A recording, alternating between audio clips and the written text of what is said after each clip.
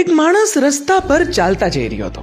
રસ્તા વચ્ચે એક પથ્થર ઠોકરે ચડ્યો એટલે પથ્થર ઉછળીને બાજુમાં એક ખેતરમાં ગુલાબના છોડ પાસે જઈને પડ્યો.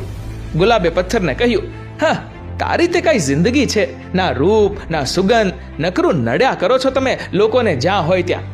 પથ્થરને થોડું દુઃખ લાગ્યું, પણ એ કશું બોલ્યો નહીં. થોડી વાર પછી એક બીજો માણસ ત્યાંથી પસાર થયો.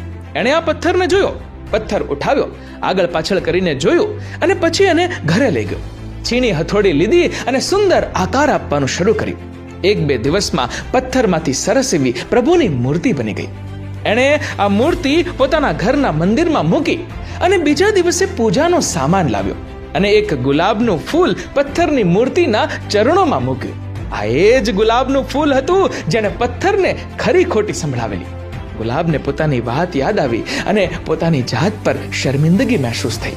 મિત્રો, ક્યારેય પણ કોઈને નીચા દેખાડવા કે એમનું અપમાન ના કરવું જોઈએ, કારણ કે સમયની બાજી ક્યારે ફરી જાય કંઈ કહી ના શકાય. તમારું શું કહેવું છે?